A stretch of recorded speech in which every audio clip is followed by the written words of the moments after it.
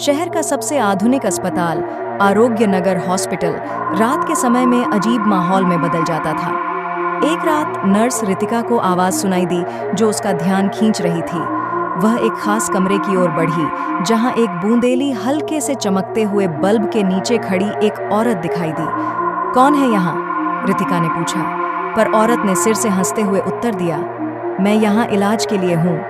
रितिका की नजरें औरत के हाथ में बांधे गए रक्त से भरे ट्यूब्स पर पड़ी। देखते ही उसकी रूह कांप उठी, लेकिन वह अपनी संजीवनी शक्ति से यह कहने लाई है कि वह इलाज के लिए यहाँ आई है।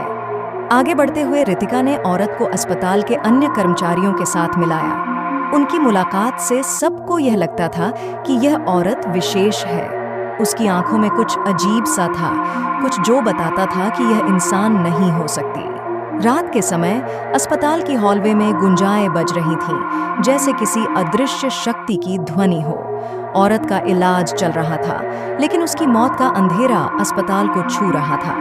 एक रात रितिका ने देखा कि औरत उसके सपनों में आ रही है। वह एक पुराने कमरे में जा रही थी जो अस्पताल के अंदर छुपा हुआ था।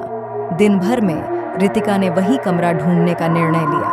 वह कमरा छुपा हुआ था, विशेष रूप से सभी से छिपकर।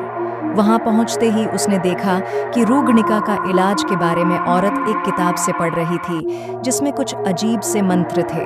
रितिका ने उससे पूछा, तुम यह क्या कर रही हो?